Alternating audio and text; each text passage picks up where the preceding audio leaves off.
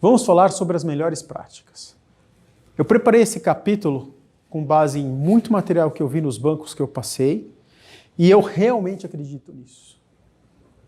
Uma vez eu apresentei esse material num banco e eu fiz questão de falar para a minha audiência que, olha, tudo que eu estou apresentando agora não foi o banco que pediu para eu te apresentar. Eu estou te apresentando porque eu genuinamente acho que isso é importante, ok?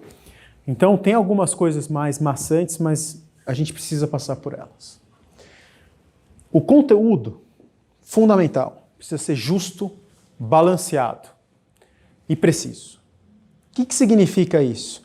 Significa que a gente não vai exagerar, ele é o melhor do mundo. A gente não vai, ou por outro lado, ele é o pior do mundo. Essa transação vai salvar a vida da sua empresa. Então você tem que ser balanceado, né? Ele tem que ser justo, dada esta premissa, esta minha consequência, esta minha conclusão, e ele precisa ser preciso. Se a resposta for 2,5, 2,5 é 2,5, não é 3 e não é 2. Então são elementos importantes, porque eles vão direcionar a confiança, a credibilidade da sua apresentação. Então a gente não inclui informação falsa, enganosa ou exagerada. A gente não vai omitir informação relevante, você não vai tapar o buraco para o elefante na sala. Então ela tem que estar lá, mesmo que ela não seja muito favorável. Você tem que ter uma base para fazer uma recomendação ou preparar uma projeção financeira. Se você não tiver base, se você não tiver o mínimo de informação, não faça. Você tem que fundamentar as suas opiniões com dados, que é a mesma coisa do anterior.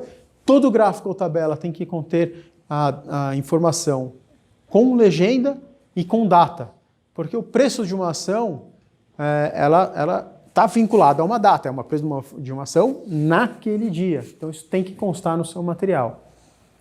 Não difame ou faça falsas críticas da concorrência. Deixa a concorrência para lá. Cada um faz o que precisa fazer. Você tem que ganhar esse mandato porque você é bom, porque você merece, não porque os outros são piores. Se você tentar fazer uma apresentação, né, minimizando os outros, você não vai ganhar. Só por essa atitude. Então valorize o que você tem de bom. E nunca, jamais, use informações confidenciais de um cliente na apresentação para um outro cliente. É muito comum, na nossa experiência, a gente ter acesso a informações, análises de mercado, relatórios. Essas informações são de propriedade daquele cliente que a contratou. Então você não pode usar essas informações em outro material. Ah, mas essa informação não é do cliente, ela é de propriedade daquele cliente. Então você não pode usar do mesmo jeito. Então, você só pode usar informações públicas. Você pode usar um relatório de pesquisa? Se você comprou, você pode. Você pode usar um relatório de mercado? Se você comprou, você pode. Então, no pitchbook, a gente tem que ser muito criterioso com a informação que a gente usa. Essa daqui é uma dica de ouro. Essa dica salva vidas, de verdade. Você ficaria constrangido se algo que você escreveu se tornar público? Se algo que você escreveu for para a capa de um jornal? Se a resposta for sim, apaga. Isso não pode acontecer, jamais. Acredite. É melhor para você se você pensar que tudo que você escrever vai se tornar público. Então, antes de mandar um e-mail, antes de fazer uma apresentação, pensa, estou confortável com o que estou apresentando? E você tem que estar confortável. Sempre inclua os disclaimers desnecessários. Plágio, copiar os outros é crime, não pode. Leve em consideração direitos autorais. Então, na fonte, você tem que dizer quem é a fonte. Você tem que dizer de onde você tirou aquela informação. A gente tem aqui um grau de liberdade, uma dica.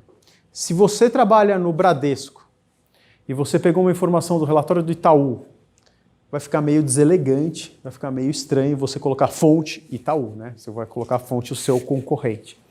Então, para contornar essa situação, a gente coloca fonte, um banco da Faria Lima.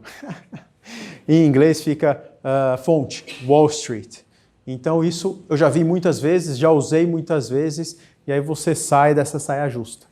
Então, você não está dando crédito à pessoa que fez aquela informação, mas você pelo menos não está se acreditando indevidamente. Elementos antitrust. Isso é fundamental, porque numa investigação do CAD, às vezes eles pedem o material, os pitchbooks. Às vezes eles pedem as apresentações que foram para o conselho. Às vezes eles pedem os e-mails que acompanharam a trajetória desse projeto. Então, você tem que ser muito cauteloso.